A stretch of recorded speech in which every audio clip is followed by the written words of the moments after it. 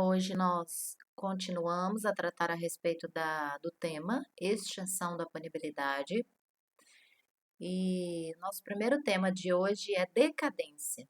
O que vem a ser decadência? Decadência nada mais é do que a perda do direito da vítima de oferecer a queixa. Queixa por quê? Porque nós estamos diante de casos em que a ação penal é privada, é de iniciativa privada, ou de representação pelo transcurso do prazo decadencial de 6 meses. Esse prazo, ele é peremptório. Significa dizer que não se prorroga, não se suspende por qualquer razão. E ainda tem-se que esse prazo é de natureza híbrida, ou seja, ele está tanto previsto no Código de Processo Penal quanto no Código Penal. Mas sempre a nossa lei, as nossas normas são em favor do réu. E para isso, a doutrina e todas as decisões jurisprudenciais de forma majoritária têm se levado em consideração o prazo previsto no Código Penal. A decadência só é possível antes do início da ação penal. Outro fator importante é que ela se comunica a todos os autores conhecidos do crime. E aí você me pergunta, de onde foi retirado esse prazo de 6 meses aqui desse conceito? Tem-se esse prazo previsto no artigo 103 do Código Penal, que prevê, salvo disposição expressa, ou seja, prevista em lei, em contrário, o ofendido decai do direito de queixa ou de representação, se não o exerce dentro do prazo de 6 meses. 6 meses contados de quando? 6 meses contado do dia do conhecimento da autoria, tá? Isso é muito importante. Tem-se diversos exercícios, inclusive a nível de concurso, que dispõem que esse prazo é de quando e que pergunta-se se esse prazo é contado a partir do dia do cometimento do crime. E não é. O artigo 103, ele é expresso e não deixa nenhuma margem para dúvidas de que o prazo é de 6 meses, contados a partir do conhecimento de quem praticou, de quem é o autor do crime. Tem-se ainda o artigo 100 do Código Penal, que dispõe aqui em especial a respeito da representação. Nós temos que, no caso de morte do ofendido, ou dele ter sido declarado ausente por decisão que tem um viés jurídico, um viés judicial, o direito de oferecer essa queixa, porque estamos falando de crimes de ação de iniciativa privada, ou de prosseguir nessa ação, ele pode passar a quem? Ao CAD, CAD com I, cônjuge, ascendente, descendente ou irmão. Então, de forma expressa, eu desejo que vocês façam as seguintes anotações e entendam o seguinte: na ação privada, a decadência nada mais é do que a perda do direito de ingressar com a ação. Em face de quê? Em razão de quê? Em razão de que o prazo acabou e não foi oferecida a queixa. Então, prazo o quê? Prazo decadencial. Essa perda desse direito por parte, claro, do ofendido, ele atinge quem? O direito de punir do Estado. Então, o Estado, a partir desse prazo que não foi observado, desses 6 meses a contar tratar da ciência da autoria, ele não pode mais punir. E aí nós falamos o seguinte, que gera a extinção da punibilidade do autor da infração. E conforme pontuado aqui no artigo 103 do Código Penal, salvo alguma disposição em contrário, esse prazo decadencial, ele é de 6 meses, a contar de quê? Do dia em que a vítima ou seu representante. E aí você me pergunta quem é o representante? Artigo 100, parágrafo 4º, aí na tela. Qualquer um desses, né? São os representantes desse autor. E esses representantes, eles o quê? São 6 meses a partir do momento que eles tomaram conhecimento dessa autoria. Este é o prazo para quê? Para que a queixa-crime seja protocolada em juízo. Conversamos ainda que esse prazo é peremptório, ou seja, não se prorroga, não se suspende por qualquer razão. E a decadência, ela só é possível antes do início da ação penal e ela se comunica a todos os autores conhecidos do crime. Então, se a vítima ou seus representantes não ofereceram a queixa durante esse prazo, vamos pensar numa pluralidade de autores com relação ao crime praticado. Se esse prazo, essa perca desse direito, ela não é somente a um, mas a todos, ela se estende, ela se comunica a todos os autores conhecidos do crime. E aí, 3 observações são muito importantes a serem ressaltadas aqui. A primeira é na hipótese de um crime permanente.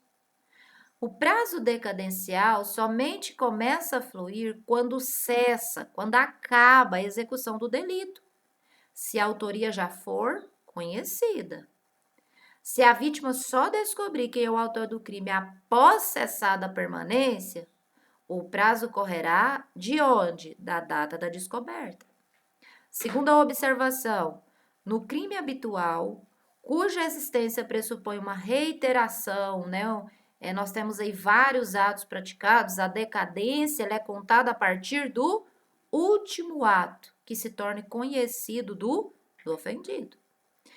No caso, observação número 3, no caso de crime continuado, o prazo conta-se isoladamente em relação a cada um dos crimes, nos termos do artigo 119 do Código Penal. Ou melhor dizendo, conta-se a partir da data em que se descobre a autoria de cada um dos delitos.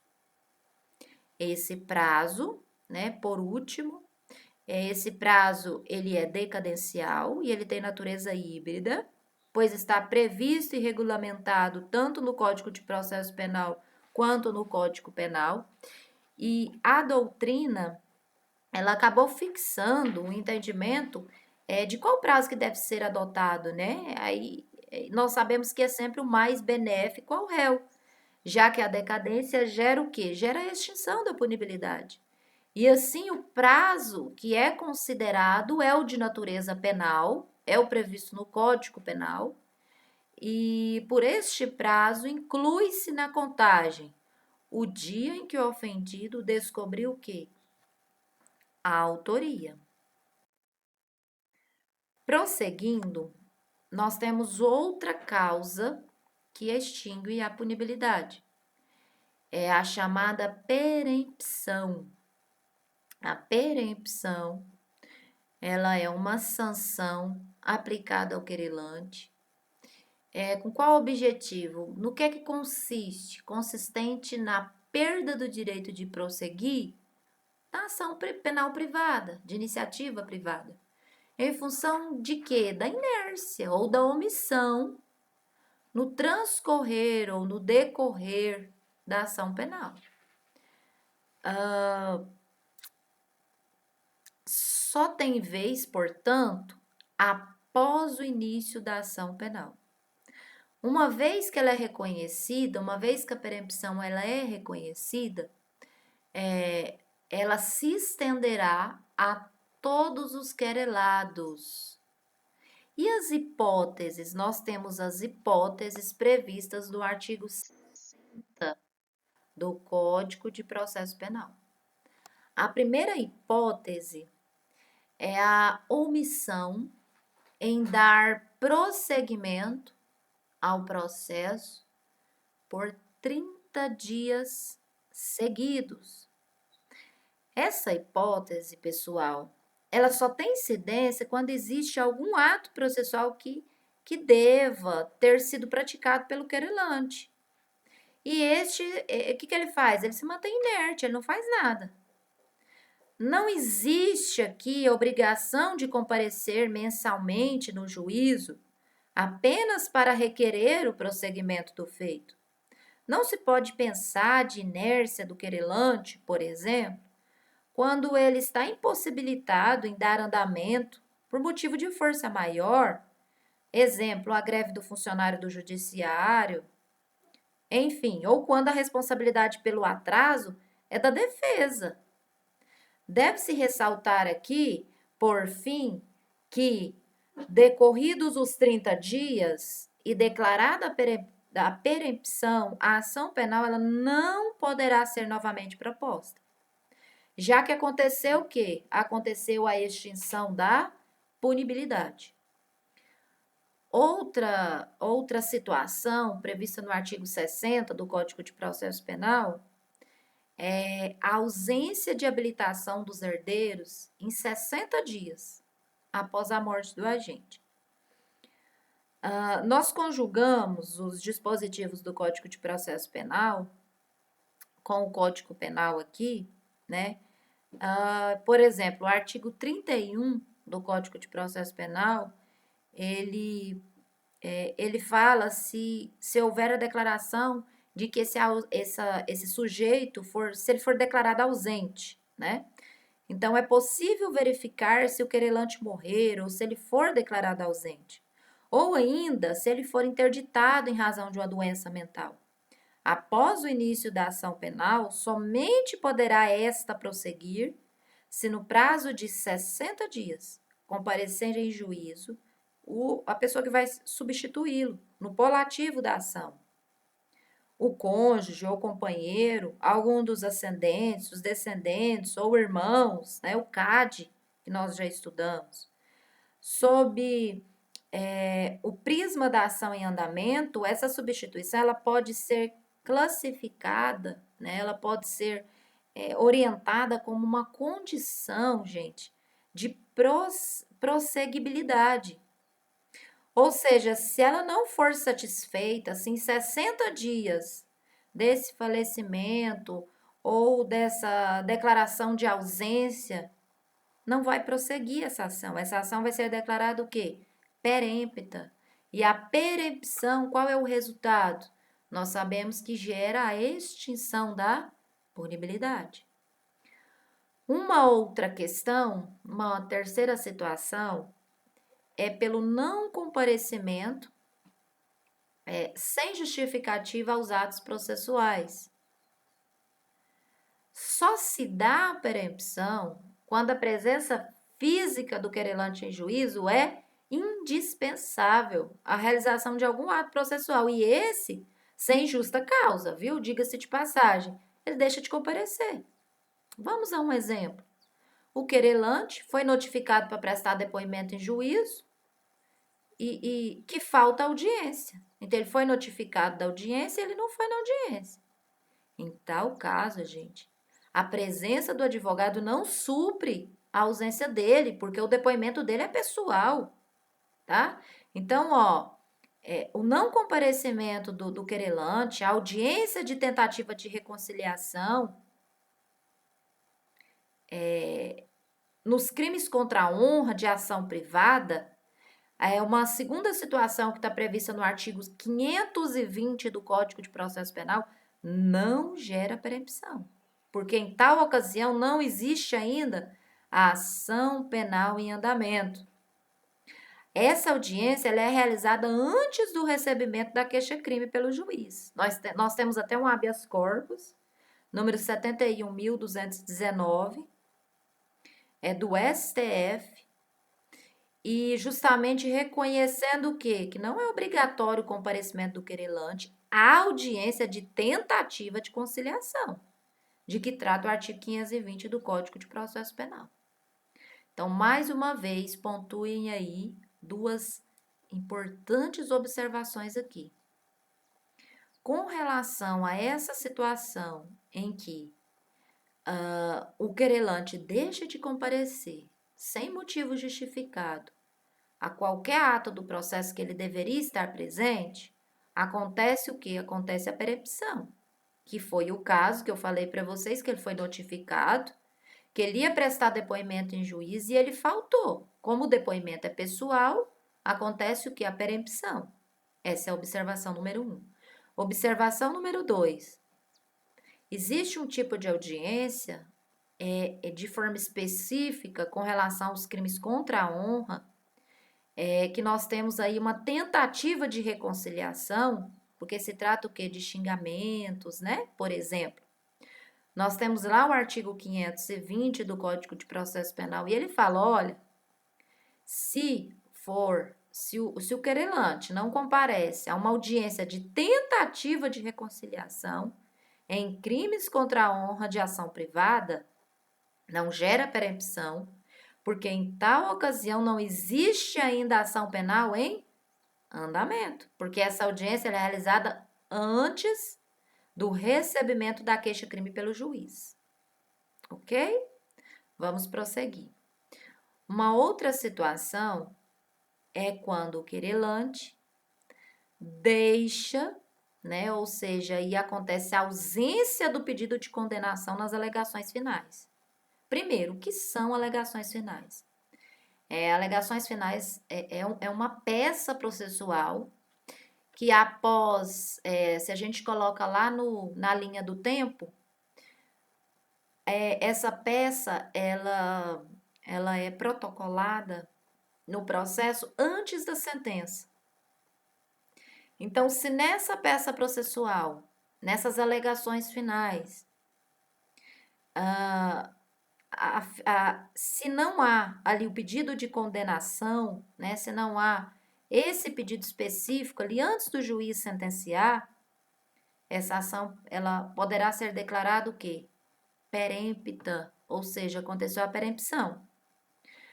A finalidade desse dispositivo aqui, previsto no artigo 60, inciso 3, na segunda parte, é deixar claro, gente, que ao contrário do que acontece nos crimes de ação pública, em que o juiz pode condenar o réu, mesmo que o Ministério Público, inclusive, peça absolvição, está lá no artigo 385 do Código de Processo Penal, porque eu sempre falo para vocês em sala de aula que o Ministério Público ele é fiscal da lei, e quando ele entender que é um caso de absolvição, ele pode muito bem pedir absolvição. Aqui, gente, nos delitos de ação privada, a ausência do pedido de condenação, ela impede até mesmo que o juiz profira uma sentença de mérito. O que é mérito? Que diz respeito ao processo, que diz respeito à matéria que está prevista no processo. E aqui o desejo é qual? Nós estamos falando em ação penal. O desejo é o quê? A condenação. Devendo, gente, reconhecer a perempção, o juiz deve reconhecer a perempção se não houver o pedido de condenação nas alegações finais. Então, ele deverá reconhecer a perempção e extinguir a punibilidade do querelado, que, portanto, não será condenado nem absolvido. Aqui ele não é nem condenado e nem absolvido. Por quê? Por conta da ausência do pedido de condenação na última peça ali processual antes da sentença.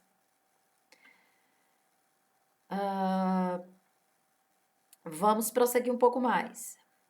Uma outra causa, né, prevista pelo Código de Processo Penal aí, o artigo 60, de perempção, tá lá no artigo 60, inciso 4, quando sendo querelante pessoa jurídica, esta se extingue sem deixar um sucessor.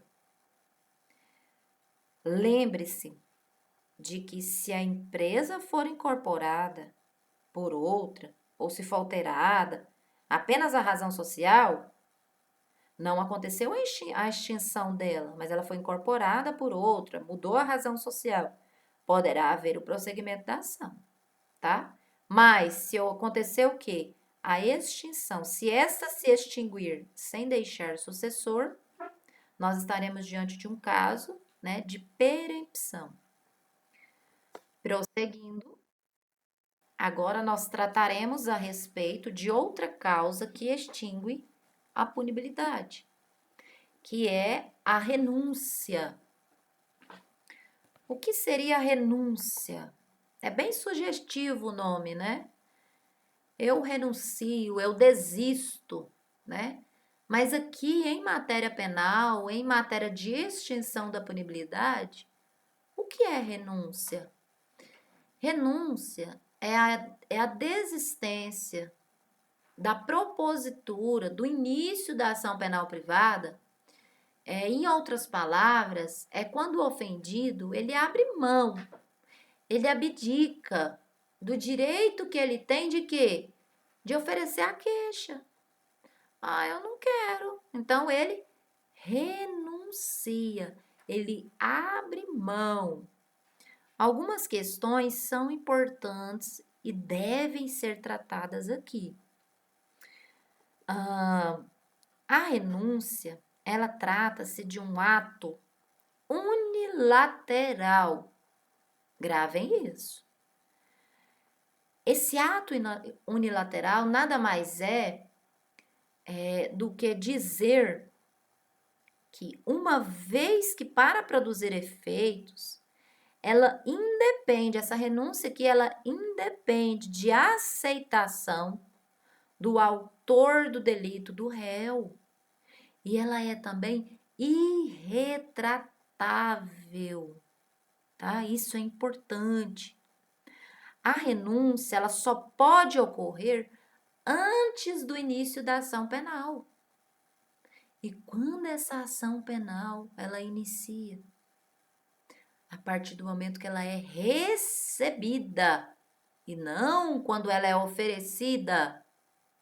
Porque em muitos casos há o oferecimento da queixa, mas não há o que? O recebimento. Então, frisem aqui que a renúncia, o momento aqui dela, ela deve se dar antes do recebimento da queixa e não antes do oferecimento. É antes do recebimento da queixa.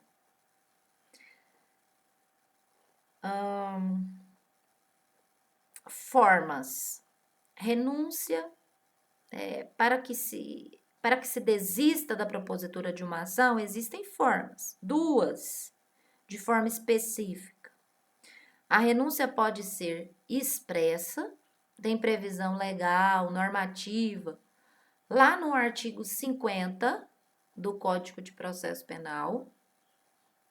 E ela também pode ser tácita, com previsão legal, lá no artigo 57 do Código de Processo Penal.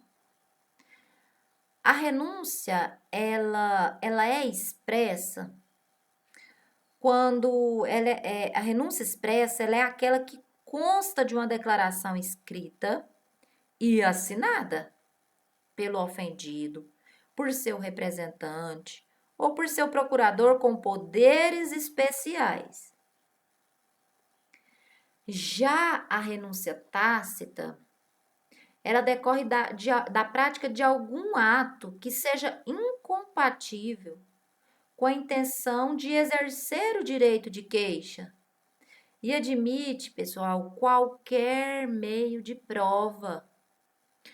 A título de exemplo, nós temos, traduzidos aí pela boa parte da doutrina, nós temos o exemplo do casamento com o autor do crime de ação privada, tá?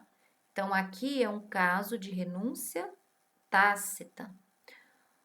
Uma outra observação importante é que nos termos do artigo 49 do CPP, ou seja, do Código de Processo Penal, a renúncia em relação a um dos autores, ela se estende a todos os demais.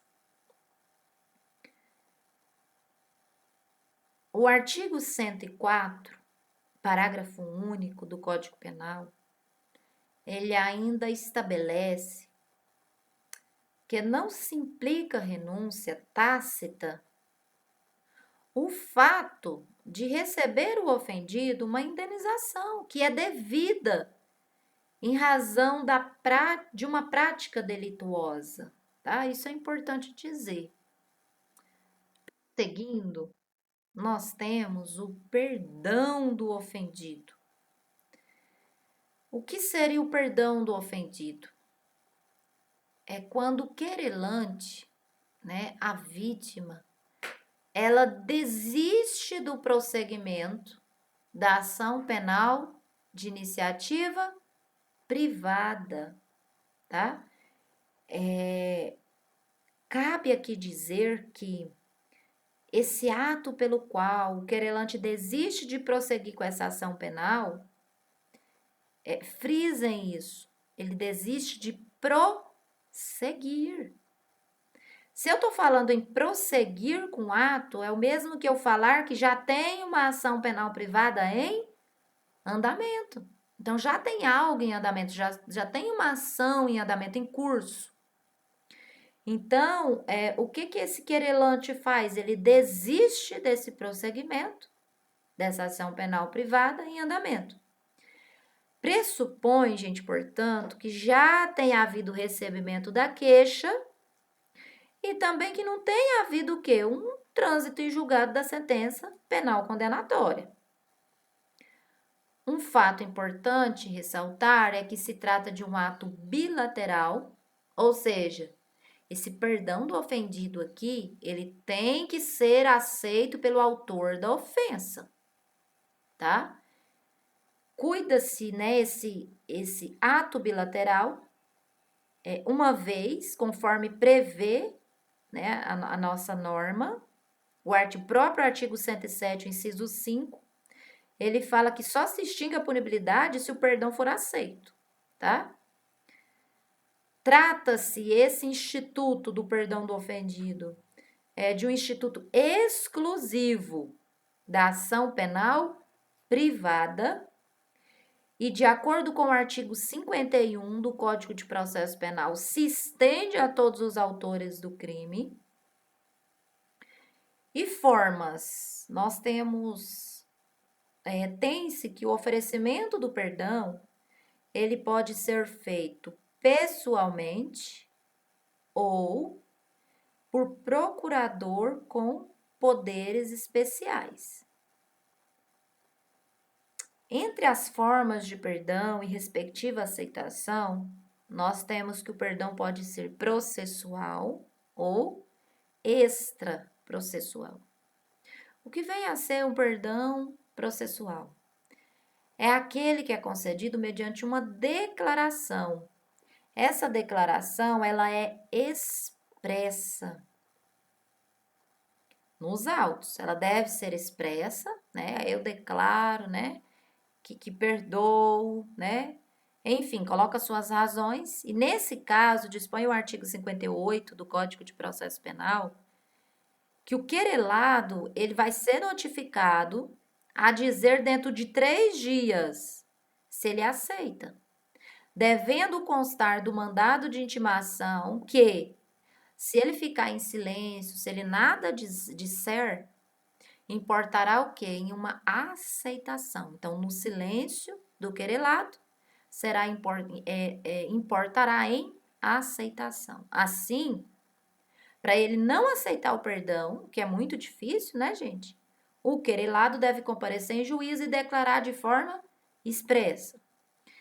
E a outra forma é o perdão, com relação ao perdão do ofendido, é a forma extraprocessual, que por sua vez pode ser expresso ou tácito. É expresso quando concedido por meio de uma declaração que foi assinada pelo querelante ou por seu procurador com poderes especiais. E também pode ser tácito Quando o querelante pratica um ato que é incompatível com a intenção de prosseguir com essa ação.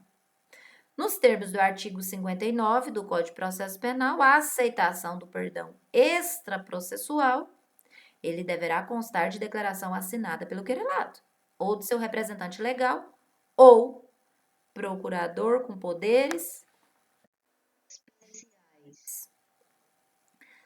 Temos ainda outra causa que extingue a punibilidade, que é a retratação.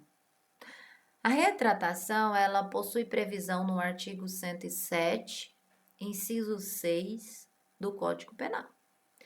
Nada mais é do que o ato pelo qual o agente reconhece o erro que cometeu, né, que ele está se retratando, e o denuncia à autoridade, retirando aquilo que ele tinha dito antes. Essa forma, né, desse comportamento, né, nessa retratação aqui, o Código Penal prevê a possibilidade de retratação que resulta na extinção da punibilidade nos crimes de calúnia e de difamação, né? Calúnia está no 138, difamação no 139, e essa possibilidade de retratação no 143 do Código Penal. E ainda no caso de falso testemunho e de falsa perícia, no artigo 342. E, por fim, nós temos como causa que extingue a punibilidade o perdão judicial. Nós temos essa forma de perdão judicial prevista no artigo 107, inciso 9 do Código Penal.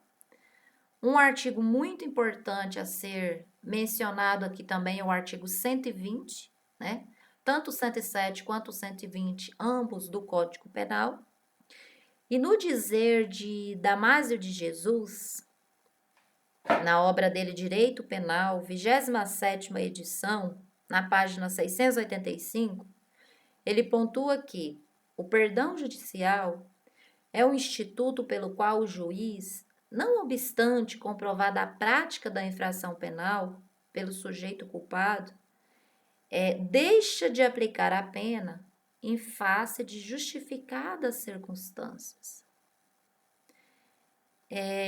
Uma situação que serve como exemplo, né, aqui, para melhor compreensão, são os crimes de homicídio culposo e lesão corporal culposa.